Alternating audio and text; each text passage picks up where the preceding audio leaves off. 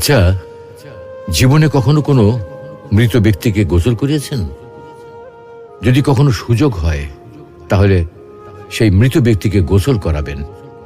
তখন খুব কাছ থেকে দেখবেন মৃত মানুষের দেহটা কতটা অসহায় লাগে, মৃত্যুর পরে মানুষের দেহ কতটা ভয়ের কারণ হয়ে দাঁড়ায়। সুযোগ পেলে রাতে লাশটা পাহারা দেবেন, তখন বুঝতে পারবেন প্রিয় মানুষটার লাশ রাতের বেলায় আপনার কাছে কতটা অদ্ভুত লাগে, কতটা ভয়ের কারণ হয়ে ওঠে, কতটা আতঙ্কের কারণ হয়ে যায়। সুযোগ পেলে মৃত ব্যক্তির শরীরে একটু হাত লাগিয়ে কিছুক্ষণ তার স্পর্শ নেবেন।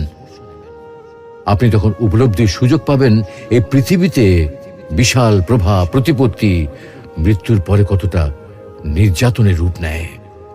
সুযোগ পেলে আপনজনদের লাশ কবরে নামাবেন খুব আগ্রহ নিয়ে।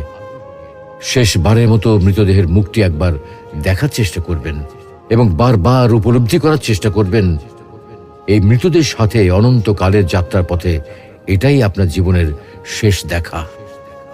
সুযোগ পেলে মাঝে মধ্যে কবরস্থানে গিয়ে নীরবে কিছুক্ষণ দাঁড়াবেন। এরপর মনে মনে চিন্তা করবেন জীবনের লাভ ক্ষতির হিসাব। এই মৃত মানুষগুলো এই পৃথিবীতে কি করে গেছেন, কাদের রেখে গেছেন। যাদের রেখে গেছেন তারা কি কখনো এই মৃত মানুষগুলোকে স্মরণ করার জন্য কবরস্থানের আশেপাশে একটি বারের জনকে দেখতে আসে? আমাদের জীবনটা বড় অদ্ভুত, বৈচিত্র্যময়। আমরা এর জন্যে ওর জন্যে, ধন সম্পদের জন্যে, ঐশ্বর্যের জন্যে, বাড়ি গাড়ি টাকা পয়সার জন্যে কত না মায়া দেখাই, আগ্রহ দেখাই, আরো চাই আমাদের।